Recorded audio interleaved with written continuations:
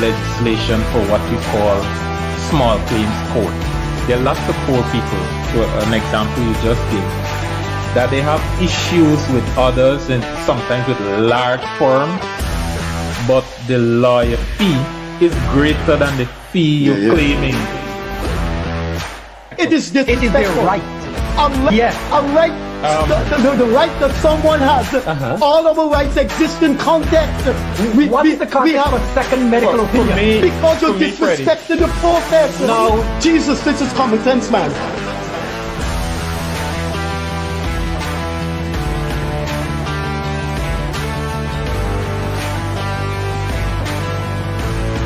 Any situation which you seem to do, you're just dealing with Afro-Guyanese issues.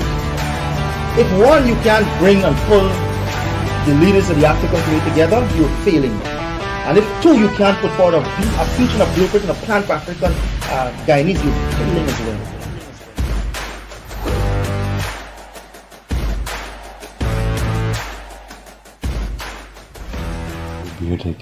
Hi there. Welcome to the Freddie Kissoon Show, wherever you are, based on different time zones.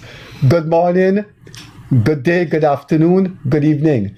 This is the Freddie Kissoon Show with co-host Leonard Clegg. You can see from our screen who our guests are. We are inviting prominent political actors to reflect on one of the most absorbing general elections in the world. And I say in the world because when you look at the results and the configurations and antecedents and what have you of that election, it is unlikely that we've had one like that before and we'll have one like that again. It's just an absorbing, intriguing election. And so to discuss their thoughts, to offer their thoughts on what exactly happened on midnight, when I think the results would have been known to most of the political parties. What happened? We can tell you briefly the most incisive wound, political wound, ever made to one of the great political parties in the Caribbean has been awful. The PNC from 31, jointly with the AFC, from 31 seats in Parliament, the AFC has been wiped out and the PNC has been reduced to 12 seats. It controls none of the Regional Democratic Council. It has lost the leadership of the opposition and it acquired a mere 18% of the national vote. So here to discuss with us are two very, very well-known actors in Guyanese politics. Charan Das Prasad, who is regarded by many as an icon, and the former mayor of Georgetown and one of the outspoken PNC members, Ubraj Narain. We go alphabetically and we start with Charan. Charan, can those two parties survive, the AFC and the PNC? Are we witnessing the end of maybe both of them? Freddie, let me first say pleasant good afternoon, good morning, or good night to you, my friends outside there. And I'd like to thank Freddie for bringing me in on this particular program. I don't know if you noticed, but during the election campaign, I was very quiet. I had major surgery in late June and I couldn't move properly. I was sick. As simple as that. But I'm glad that I stayed out for all kinds of reasons. And to answer Freddie's question, what was missing? Aubrey Norton and Nigel Hughes did not listen to me. When I wrote on a Facebook post and I did a video, I told Aubrey Norton, addressed him directly, do not allocate seats to the AFC. Let them campaign individually and see their strength, because they don't have any, or they didn't have any at that time, and you've seen that they don't have any. I said that the AFC self-destructed themselves. Now, that did not go far. And I am not guessing. I know Freddie described me as an actor. That was not acting. That was real life story. I was with the AFC and I knew then, as I know now, that we, the AFC, destroyed ourselves. Now, for those who might want to hang in there, I'll tell you this, and I'll name a few people. Myself, my good friend Audrey Rutherford, Bonnie Rajkumar, and Michael Carrington. The four of us were backbenchers on the coalition team, but we were all AFC members. And the four of us sat one day, or a couple of times we casually would mention, well, one day we decided to speak to Nagamutu about his attitude in Parliament towards us as AFC. And next thing I'm hearing now that some of them are angry with me for having voted the party out. My good friend Figueroa, who discolored my left elbow with his back fist that night, is now a PPP man. My friends, when you see a wrong and you allow it to continue, you are simply endorsing a wrong. And it takes a while for you to realize or recognize that it's a wrong, then you're a really slow thinker. And that is what I did. The AFC can never, I mentioned it, and I like to say this, it sounds great. You can put new headlights on a Toyota Fielder, but it will never become a Corvette. So Nigel Hughes, prominent lawyer, don't argue with that, as leader of the AFC, did not, he could not, and he will not be able to bring votes to the AFC. The AFC is no longer a functioning party. They should sell out the place they have in Kitty and all and share the money among themselves because they love money. Now, the PNC, when I mentioned to Aubrey Norton in a post that you should not collate with the AFC and allocate so many seats to them because there are seats that your supporters will give to you and you are giving it to the AFC, a party that was defunct.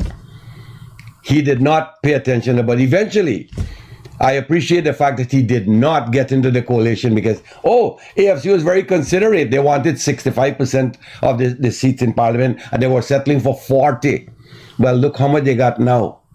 And so, what Aubrey Norton did not look at, and I mentioned it before, I'm going to say it now, he is the worst leader that the PNC ever picked.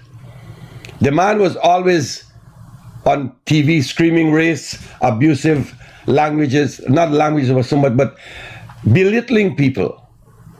You want people to support you. There are times you may have to have a thick skin and take a blow or two and not say anything because somewhere down the line, you want these same people to support you. He couldn't do that. He couldn't drop people.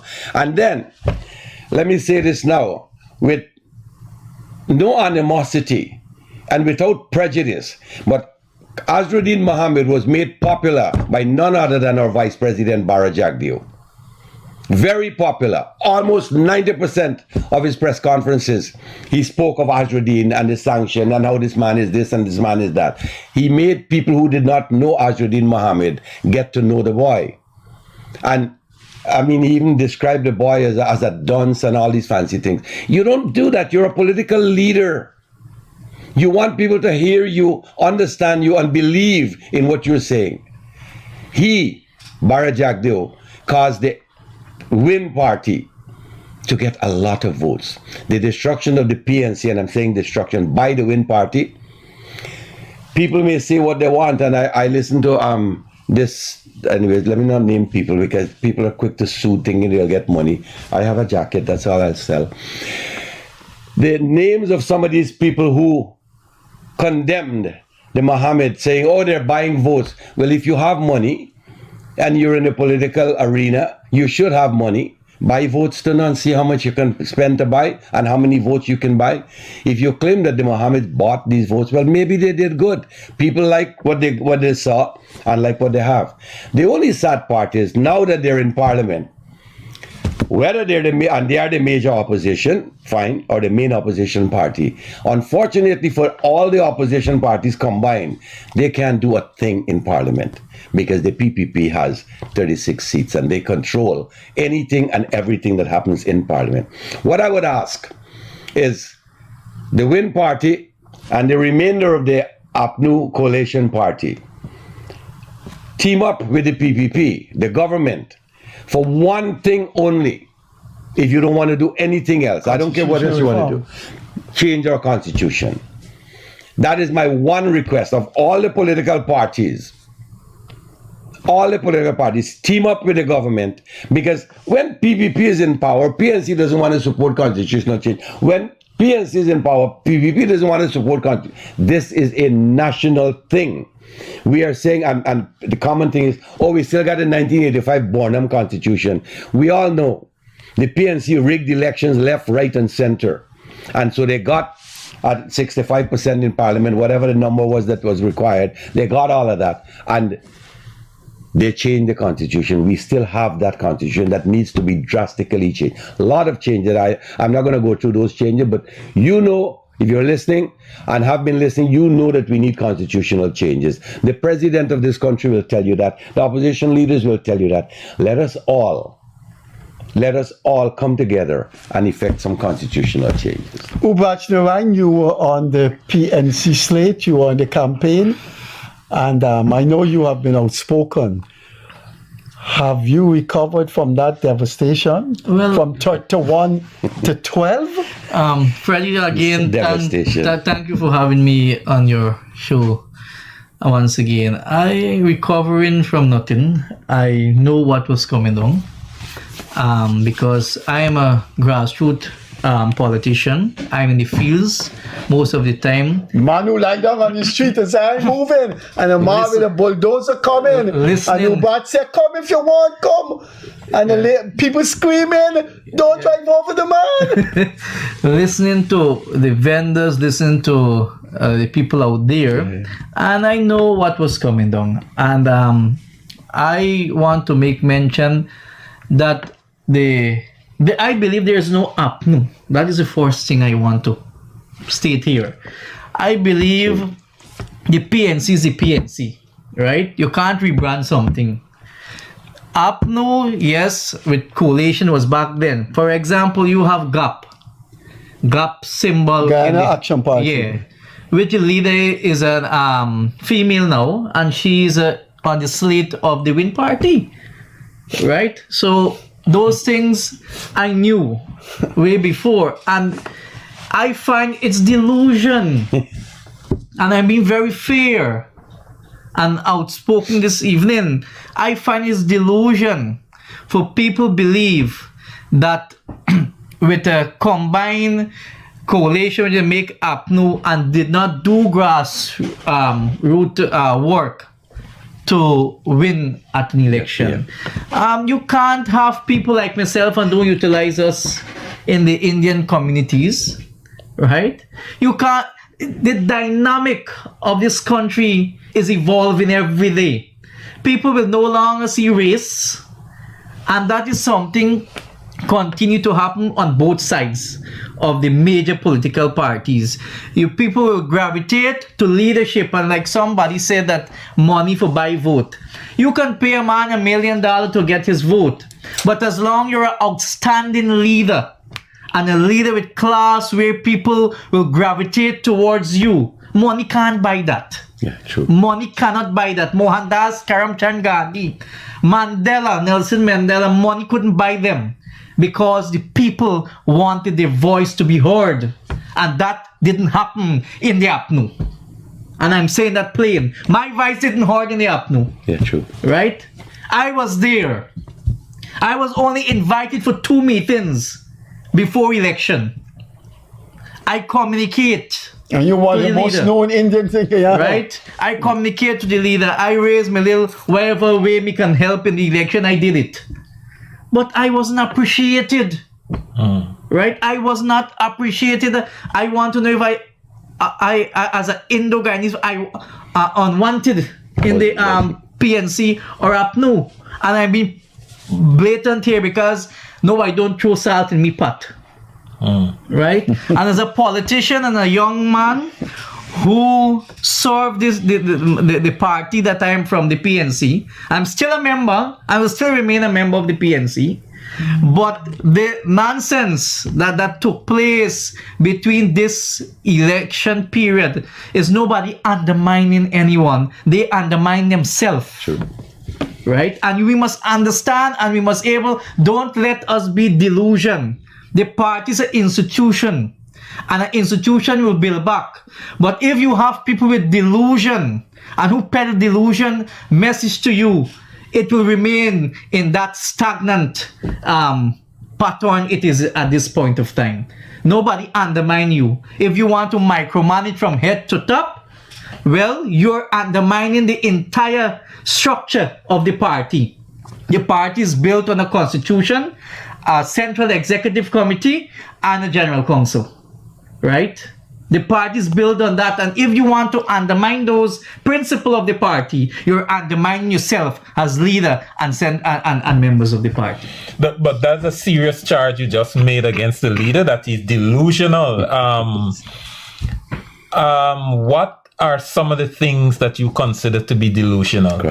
For example, there was a movement around the country which involved the AFC that said that Norton was not the appropriate candidate to run. Do you agree with that? And do you think that's part of the delusion? Comment to a point. Good question, Leonard. And I want to make mention, I have great respect for Aubrey Norton. In terms of his knowledge, I believe he's a wise guy. In terms of in his own capacity and so on. But the people, when you have people around you, peddle different things in your ears, and you have yes people. I will come to say yes people who don't put up challenge to you. You become delusional.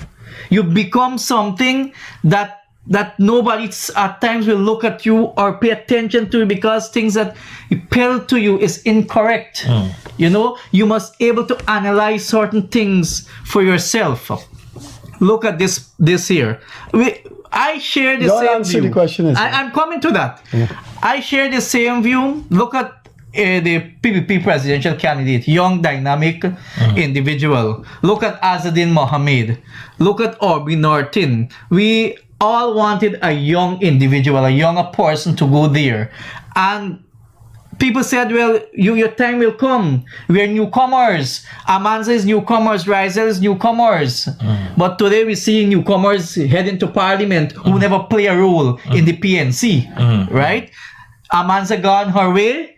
She won a seat, right? Rizel in his corner, myself in his corner, and others.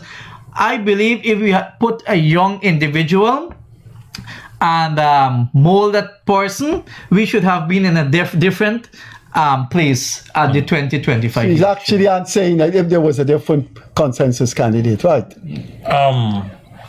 Another thing I want to go back to before we bring back Charandas in, that you mentioned, and that is the Indo-Guyanese factor. You're confirming for me what I always believe, that the PPP, the PNC, seem not interested in the East Indian vote, and it showed, and you mentioned it in passing. Can you go a little more into that? Yeah, definitely. Look, I am not upset. I am not extracted for go to Parliament. Parliament is not something for me. I believe your time will come for those things. Parliament is not an issue for me. My problem, or what I faced when I demitted office and under Aubrey leadership, I was sidelined, tremendously sidelined under his leadership. And I still try to force my way, because I know for a fact that the party need Indo-Guyanese. There is no political party can win an election with Afro-Guyanese and Indo-Guyanese alone. You need both sides, side votes to win an election. And you know, I'm a prominent Hindu priest. People reach out to me, where are you? What are you representing? I will communicate these things, right? But these things will fall on deaf ears. So Indo-Guyanese, and like David Hines had make mention in one of his program, window dressing. Well, I'm one Indo-Guyanese wouldn't take window dressing. That's why I'm out here speaking, right? I will not sit back like some of them will sit back and see the party deteriorate and go down to the lowest and don't correct themselves or don't correct what is happening wrong in the party. So I would not sit down like that and be idle, right? I will be vocal on these issues.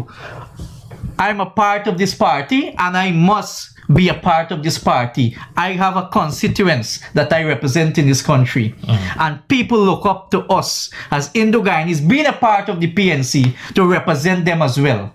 So when you push us out, for example, the entire central executive, how many Indians you have there? The chairman recently resigned. Look at the vice chair. look at the entire structure, you find that there is no prominent Indian there. I know Mahipal is a member of an ordinary member of the Central Executive Committee. I saw this guy Riaz Rupnarain recently came. But he's not of mixed race. I can't really say, right?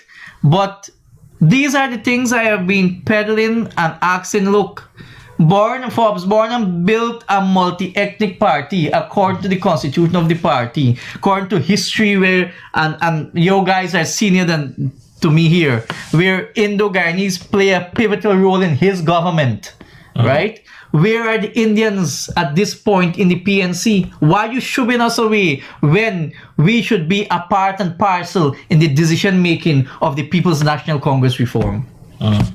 You have something for Charan? Charan, we and just following up on what Mayor Narain said. Have you ever felt that the PNC is reaching out to you in your community where you live? Have you ever felt the hands of the PNC reaching out to you and your constituents in your area? Leonard, to answer your question, I'm from Borvis. Yeah, I know. East Kanji, predominantly East Indian neighborhood. And not once have I been approached by any PNC member. And I still know a lot of them to say, would you consider joining us? And this is long before. I got into politics in 2011 because of various reasons, which I wouldn't mention now. But at that time, I was a regular lawyer doing anything and everything. And I had a lot of African support in Borvis. That's why in 2011 when we campaigned, remember how that went down? AFC, 3 national seats in Region 6. The AFC took 1. That was a blow to the PPP. And that was the first time in the history of Guyana, Donna Ramotara's president came in with a minority government. First time ever. But nobody at that time approached me. And then I was right here on Freddie Kissoon's show when I said, look, I've been out of the political arena for a long time. I would like to know, and I'm saying that I will get back in the political arena. Leno, not one party after this meeting, and you know that a lot of them watched the show and would have known my intention at that time. Not one party, including PPP, AFC, APNU, whichever small party approached me to say, would you consider joining us? None. And up to today, none has asked me to join. The more fundamental thing I was asking, though, is that in your Indo-Guyanese community, did the PNC show up? Because Mayor Narain is saying that he feel like he's being pushed aside. And if you read deeper into what he's saying, he could contradict what I'm about to say. He feels like if the Indian element in the leadership is being pushed aside. But have you felt the presence of the PNC there that says to Indian Kanji, people, Kanji, I want you to follow us? No, they did not come out at all. They were in Amsterdam most of the time, and of course they'll take me Amsterdam any given day. But not in Kanji. They might have campaigned over time. I have public meeting, but it was not, look, we would like you to... There was no, how do you say, no special appeal then to Indian people by the PNC, especially in East Kanji, and perhaps greater part of the quarantine, to say, come over and join us. And let me say this. We are talking about race and not racial this and not racial that. Do you think that in the history of our Guyanese politics, the PPP will ever have a black man or an African person as leader, and the PNC will have an Indian, or use term if you want, an Indo-Guyanese as leader, presidential candidate of these parties? That by itself speaks to a racial decision. You gotta have a black man because this is a black man party dominated, and this one has to be an Indian man because it's an Indian dominated party. Why? I hear you, but I wouldn't describe it like that and for that reason. But yes. Ubaj, you said you saw it coming. I'm telling you, how do I say this? I am not the best analyst. I think I'm a competent one, and with my gray hair, I've been around a long time. I don't think anybody in planet Earth saw that coming. Yeah. That is a historic party that is always neck and neck with the PNC. Sure, yeah. The last election was 31 versus 33. That party has, when you look at the SOPs, when you look at how people in Amstel and Buxton voted, that's you want to ask yourself, What is happened? this the beginning of the end? Is this the beginning of the end for the PNC? I saw it was coming, but not like this, brutally like this. I This put was it brutal. Yeah, This was I put savage. it in this way that they win. This is my own. Pick view. up a couple of seats. We'll pick up about couple. Yeah. 9 to 10 seats. That was my That was my prediction. Yeah. And the APNU will pick up closely to 16 to 20 seats. That is my personal prediction. I didn't say And this the to PPP a nobody. minority. Well, the PPP Or the Bailey it scheme, wouldn't sure. still wouldn't bring the government to a minority. All right. That was my personal PPP prediction. around 33 or 34. Yeah, yes. But when I saw the campaign started off, and people like myself was not engaged at a level of meeting, let us go in Indian area, form a team. The leader did make mention to Mr. Mahipal that get a team and let us form and work. Aubrey Norton did make mention to that, but the team never formed, right? And I am not no one senior at the central executive to push my body or push myself to get this thing going. I did what I could have done. I go to certain area. I plan an outreach even to Manripo Market, and we turn up there the morning, and was told to me that they have a next outreach at Border Market. Why would you leave Manripo Market to go Border Market when you can always go Border Market, right? And it was shut down. So I believe that there's no party. I don't care what David Hines said. I don't care what my leader say. There's no political party in this country They can survive. on race vote. Strictly race, yeah. None. Forbes Burnham said, we need the Indian, we need the African, we need the Chinese, we need the Portuguese, we need all of them. Indigenous people. We need all of them for this country. And that need to be rectified in my party.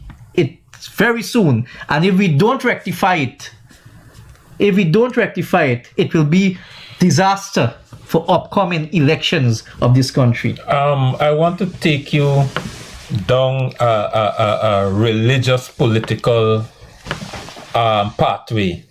The pandit. Along the same line. He's a strong practicing Hindu, All of the parliamentary lists in the past, for as long as I could remember, There was a each Hindu party Hindu ensured they pandit, got a pandit.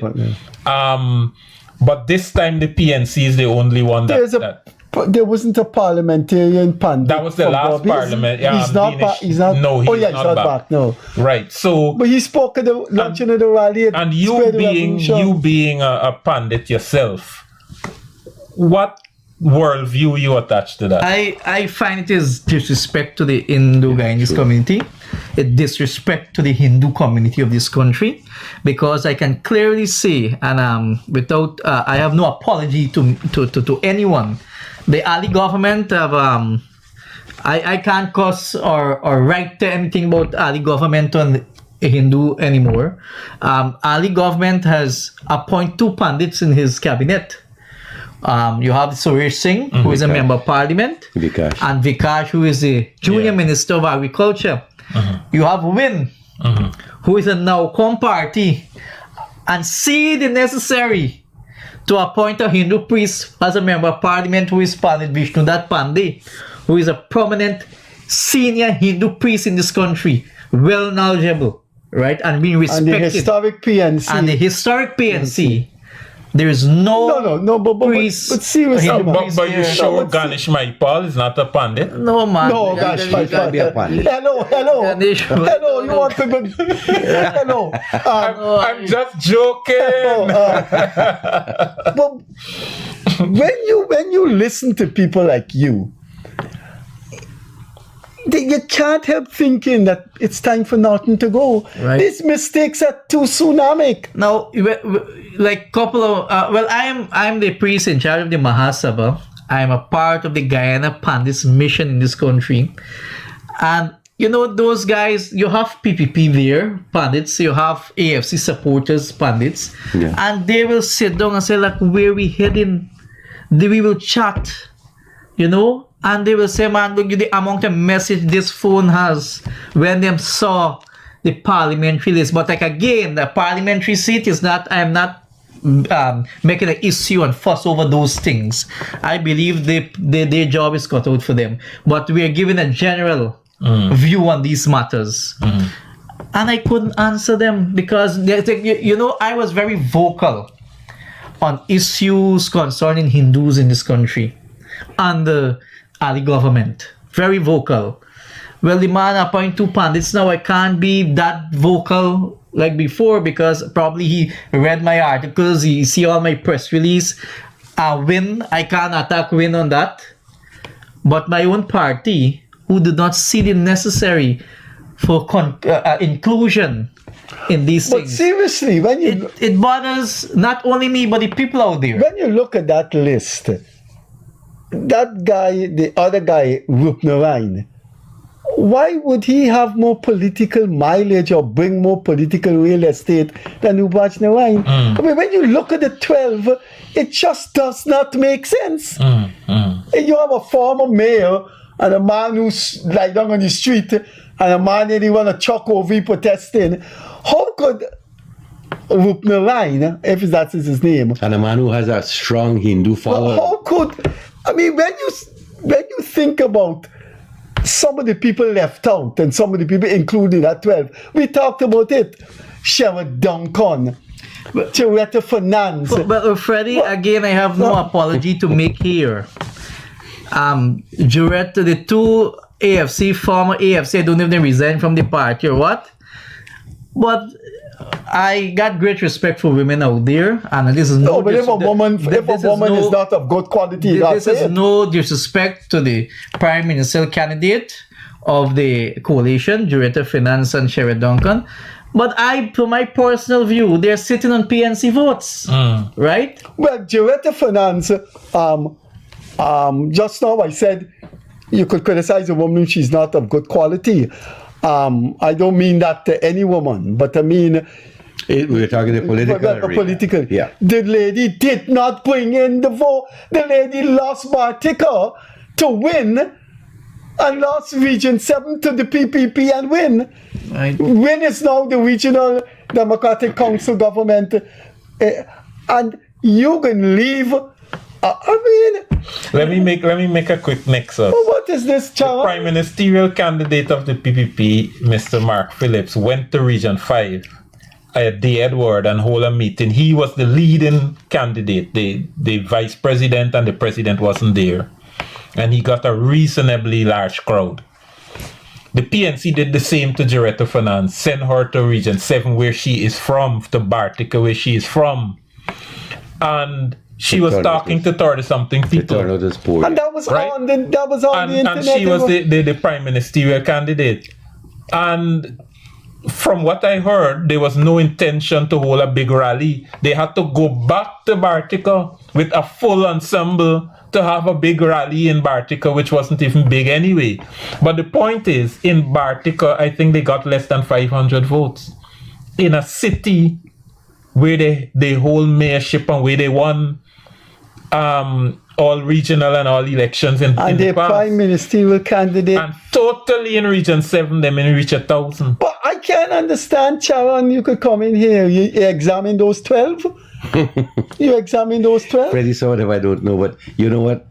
The team could have been better based on the number that are the group that they have. You needed better, like a stronger team then.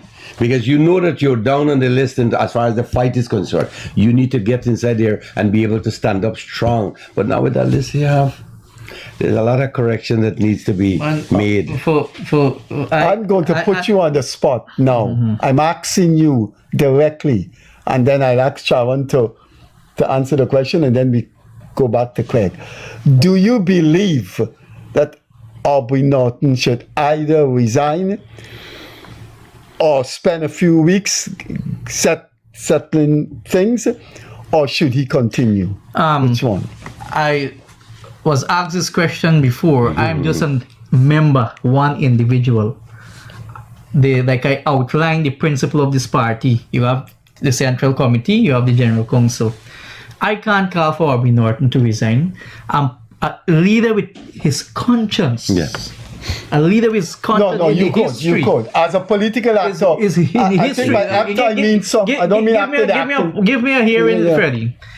In the history you could. of the People's National Congress, Forbes Burnham, Haidt, Robert Corbyn, and David Granger is king comparing to the current It's leadership. no comparison. Should he go? Should he go, Charan? So Me, I said it before, and I can even pick somebody.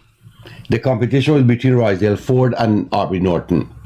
Rosedale Ford is senior counsellor. The man speaks well. If you listen to him in court, But why is that there? Why is Dexter Todd? And you, Rosedale Ford does not get angry. We did a case against, Yeah, he he's a fine young man. But he is a wonderful young man. And I said it before, Norton should have given up the leadership to a man like Rosedale Ford. And I picked Rosedale Ford. There might be other people who would be equally qualified, but definitely Norton should have given up that post. And if he doesn't want to give it up now, then you can see that his thing is all about power.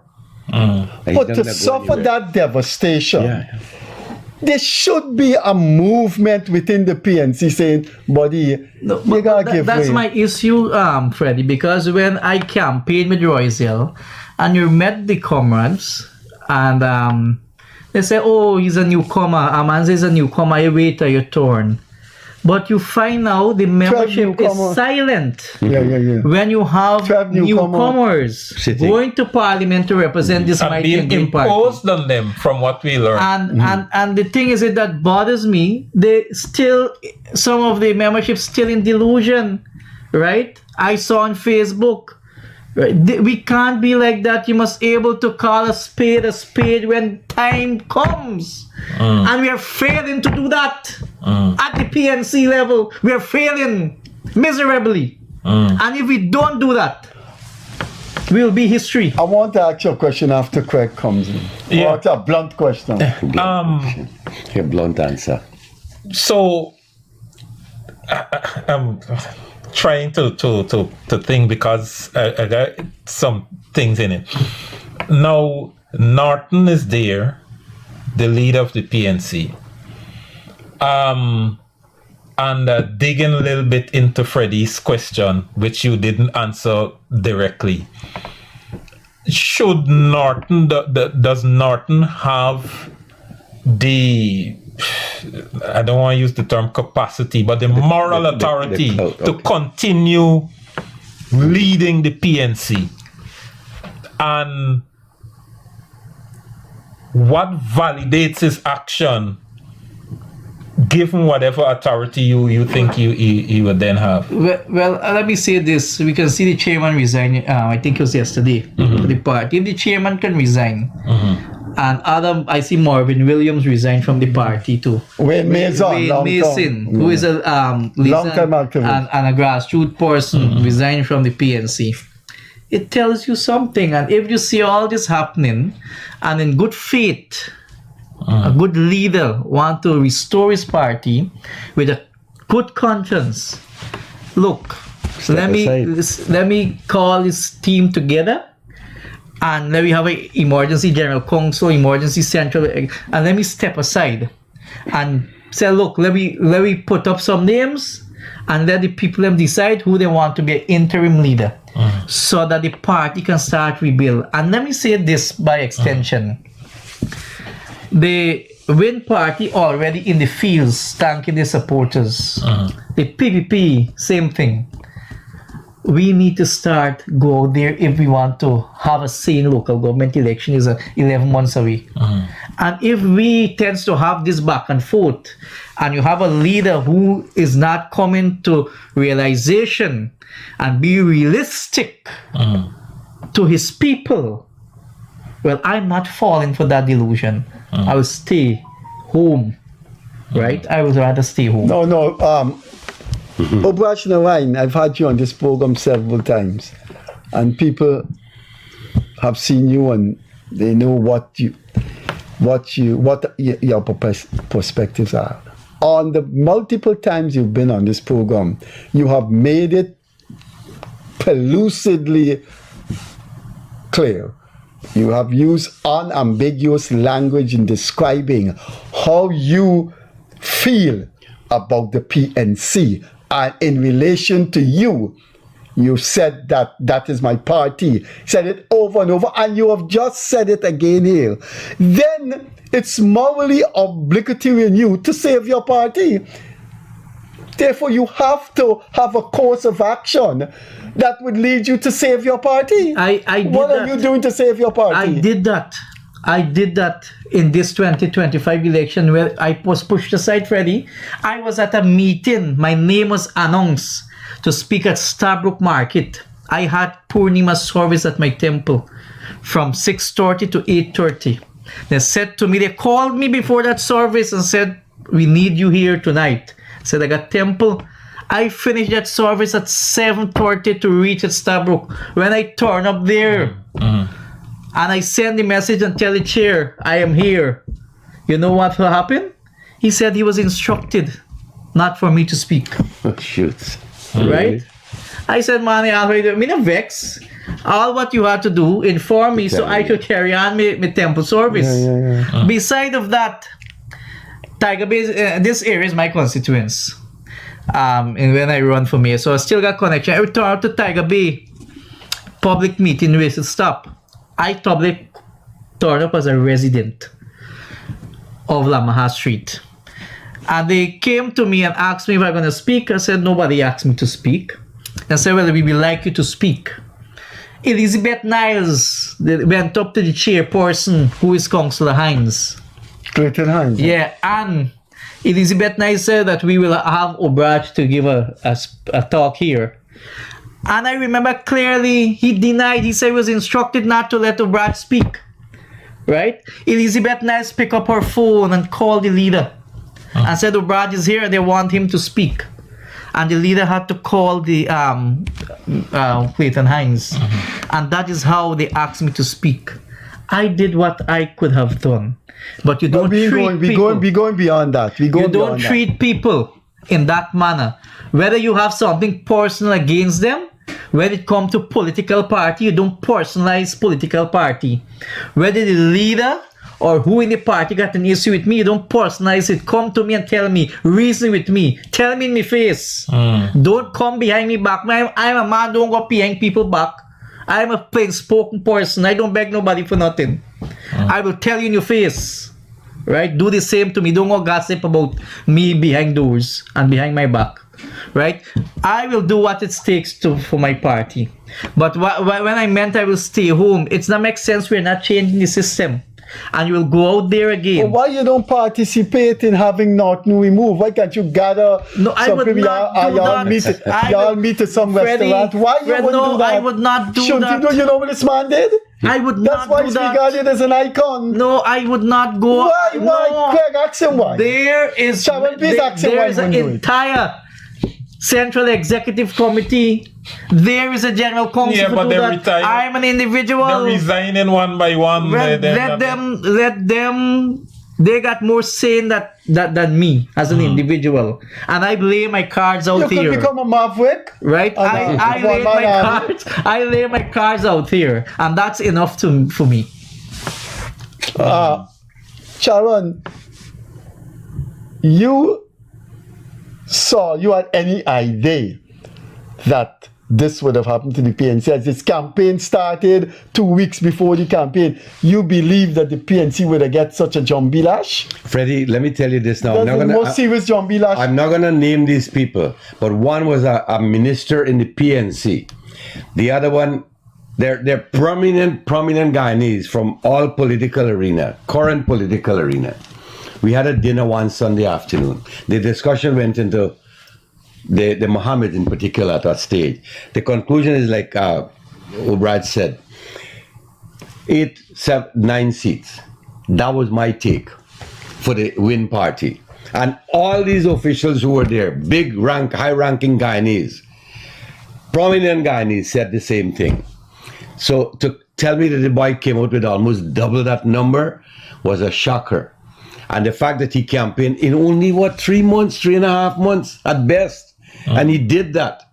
It's not normal. Something went wrong somewhere. And all I can say is the leadership of the PNC did not put enough fight into the arena to stand up strong. They couldn't and they didn't. And that was the I truth. want to personalize a question to you. Personalized? Personalized. Go for it. On a program that we had here, you said that you think the PPP is making a big mistake in New Amsterdam by giving contracts to some new people and some Afro-Guyanese who weren't prepared to take contracts.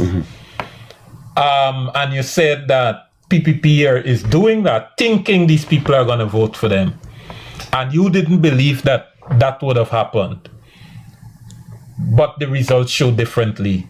How do you look at that now? Leonard, I'll tell you. It's not that these people who received the contracts, and I did name a particular individual, voted for the PPP.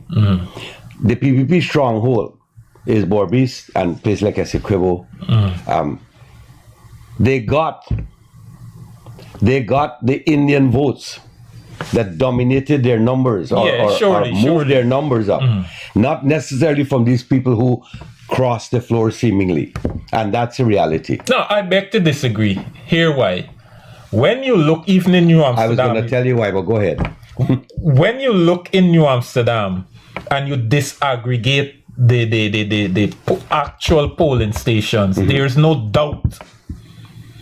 You look at Buxton, you look at Mucka, you look at South Georgetown and so on, there's no doubt that Afro-Guyanese voted for the PPP in large numbers. Yes, but it doesn't mean that this particular individual or these individuals who were receiving, and again, we were talking about contract, who were receiving contract managed to bring votes. The PPP did that on their own. At a quarantine meeting, I was there. An announcement was made that you will be receiving 100,000 cash grant. Money talks, bullshit walks. I hear you, but hold this. Hear this point I'm making.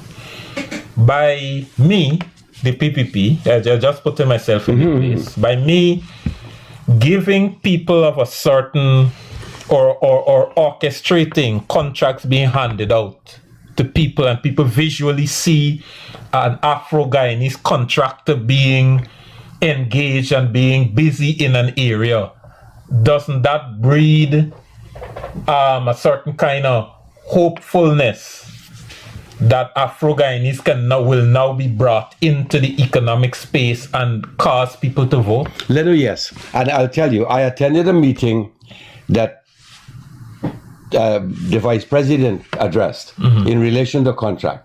You had almost 400 contractors there, people like myself who can turn a spade properly. So we would have to hire working people to do the work for us. But all these people who were there were given small contracts to do roads and maybe a building or something of this sort. So having done that again, I am grateful. I am thankful. I would vote for you again because you could give me another contract. And that by itself won votes. So not necessarily the big boys who received the $800 million projects that they brought votes. The small deeds that were done in relation to giving each individual a little contract here and there garnered the votes for the PPP. So that by itself was strategic and it worked for the PPP. Both of you, do you see when there's no consensus that this is a party of the future? Some people seem to feel, some analysts, some people write letters in the papers, that this is a passing phase. That given the nature of the man, what he's facing, who he is, what his family has been engaged in, how he put his thing together, and the methodology he used for his success, that this is not going to be something in the long haul, that we may just see the gradual fizzing out and win may lose as the years go by. Beginning with you. How do you see? Freddie, when you look at the world politics, and I'm saying this, when you look at the world politics, the US ambassador make mention that measures was put in place. Other day she make mention again, they will work around the new opposition, incoming opposition leader and team. I saw that on News Source. However, I believe if Azadin be vocal and represent the people interests and be honest to the people, his party, and continue to engage the people, we have a problem there. I believe that if he continue in that manner and people will look at his performance and his team performance in Parliament on the debates and what he is bringing to the table. Politics is not a show game, and Guyanese people are not stupid people. They're well educated people. They have good common sense. Let me put it in that way. Yeah, true, yeah. Right? They analyze things very quickly. So whether when he reached to Parliament on the representation he give there, on transparency and holding the government accountable for their actions when necessary, that is how people will judge him. On other hand, you have the APNU, and if they, which is PNC, don't pull themselves together, like I make mention all the infraction I make mention already, if they don't pull themselves together and understand the inclusion of all ethnicity, and there must be a part of decision making, it will be history. But Charon, so that is my Charon, view. he doesn't see when evaporating or fizzling out. Though there are variables that you could look at to say, there are variables you could use to argue that this may not be a party. Before Charan go, to one point, we all have said that before the election, right? Yeah. We see the impact. Yeah. So we don't know exactly the way he will continue, and that is what I wronged up by saying those things. Freddie, let's look at the scenario that the Win Party is facing. Sanctions by the US. You have heard, and again, I'm not going to mention names anymore, but you have heard that, if you support him, the whole country will be sanctioned. If you talk to the man, even you will be sanctioned. Those kind of stupid statements were made. Good. Now, if the boy is sanctioned, it means that the US have something against him. If they decide to extradite him, remember we had no extradition treaty with the United States until April of 2024. Raja Khan was picked up in Suriname, shipped to Trinidad, and then picked up in Trinidad by the US. Now, we Guyanese can be extradited to the US because recently only we have an extradition treaty now with the United States of America. Why? I don't know, but that's what it is. Leave that aside. The boy will continue to do what he's doing because he himself has seen the result. He is feeling or experiencing the result. And once he continues, people will gravitate towards him. The Win Party is not dying. It will not die. More qualified people, and to say that the boy is a dunce, the man has a degree. If you think that a degree from the University of Ghana makes you a dunce, then a lot of dunces are in the country. And he was described by officials in various areas as a dunce. That boy is a smart young man. He may not be able to speak as eloquently as some, but many of our politicians now, we hear they talk, and in a sentence with 60 words, you have like 20. So don't tell me about how he speaks. The action. He gets the message through, and you understand what he's saying. Language is about communication. If you can understand what I'm saying, then I've effectively communicated to you. That's it. So those are some of the things that are being used to criticize the leader of the Win Party. And I have spoken to the boy. I met him at UG. We studied together. I'm sure you know that he was a student there. So no, he wasn't a student at UG.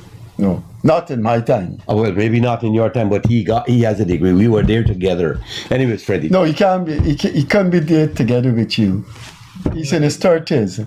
No, he's 37, 38. Right. But, all right. Leave that. talk about 25 All I'm years saying is that the man is qualified academically to do what he's doing. And so this party, bottom line, the question was whether or not I see the wind fading. Wind is not going to fade. You got to worry, as my friend said, will the PNC be able to recover from this shock? And I said it so many times, I'll say it one more time. The AFC can never come back to a party that can be even considered for 1 or 2 seats. They have to. And you, all of you, PNC and AFC people, you have to apologize to the people that you try to destroy in all the fixing of election and the no confidence and everything else. But shouldn't Win apologize? Win is facing some serious sanctions. No, that was his personal thing. He didn't do it to the people. The AFC and the PNC. You can't say that. If you He evade- didn't do it to the people. If you evade $50 million in taxes. Yeah, it's a direct assault on the people. That's what the US is saying. US will tell you Maduro owes them billions of dollars too. Mayor, I want to come back to you. On this program, prior to the election, prior to nomination day, you were on this program and you indicated that you almost, because you said you and Asruddin are friends, and you almost went on board with him, but you reconsider and you didn't go. You got any remorse? Because certainly you would have been in Parliament now. No, I don't have. Like I said before, Parliament is not something that I lust over or see to them. No. I believe being an young man and going to the streets, it better serve me to connect with the people. Like when you lay down on the street and Yes, you I can do it again. Yes, I can do it again. I love the people, and I want to see the Guyana, the ordinary people get help in this country. And I have no regret not to go there. I love the PNC, The PNC, I believe in the principle and all these things of the PNC. But if we have people like what we are seeing now, it wouldn't go down nice, and I will speak I my don't mind. understand how you keep evading calling a name. He's the leader. Yeah, the he was leader. the leader that brought the Right. PNC to this disaster. And, so why can't you say on this program so many times you criticize Jagdio, you call name? No, I why did. you can't I call? did criticize Aubrey Norton. Why you just can't now. say? No, I did. but just now we saying, but if they done and this situation, why you can't call the man name? No, I People- did. You said the Guyanese I people did. are politically astute. Yeah, they they is. listen to you and they watch So- you and we say, so- why you can't call so- that? So if Aubrey Norton can't really restructure and reconcile and come to some kind of conscious decision, I see. What are you talking about? I don't know what you're talking about. You know what you're talking about? Please. No, but We got to his go. conscious decision gave you 12 parliamentarians. You like the 12? Well, I believe all of them are competent. Don't get me wrong. Well, you know about them for them to Right? be competent. They're knowledgeable in terms Well, you of. know about tell us who you know about them. Listen, What you know listen, about Freddie. them? I believe they're competent in their own way, but I don't But you have to believe know the about them to- principle of selecting them was done properly. Well, on that score, we have to go. The operator say our time has come. I need about 30 seconds. You need but 30 seconds. Go on. Freddie, at this stage, it is nothing to do with our discussion here, but I have lost an individual, and I'm saying I have lost. She is no longer with us. I describe her as a marvelous politician, and not so much a politician, but an ambassador. No, that's Miss Harper. Yeah. Elizabeth Harper has passed away, and from the time that I've known her, I can only describe her as a classy lady who knew exactly what she was doing. She knew almost anything that you needed to know. And Freddie, while I was High Commissioner in particular, I had great interaction with that wonderful lady. And I would like to offer condolences to Same here. all her friends, relatives, colleagues, and wherever else you may be that you know her or you've known her. Craig, She is a big loss. It is a big loss. No, you go ahead. well, I just want to say, in closing, that it could be a few would Ubach put his hat in the ring if there's a movement for a new leader. Would you put his hat in the ring? Well, there is talks for a new leader. Well, would you put your hat in the of ring? course. Not for leadership. I intend. You won't put your hat in the ring? No. As a leader. You were watching two persons that need no introduction. Former Mayor Georgetown, Ubachnaran, and of course, well-known famous Guyanese icon Chawandas Prasad. We were looking at, of course, in this season, the aftermath of the 2025 elections. Thanks for being with us, as usual, co-host Leonard Craig. Hope you like the 1 hour spent of forceful elaboration and forceful opinions from our two guests. We will see you again in another episode. Catch you later. Bye-bye.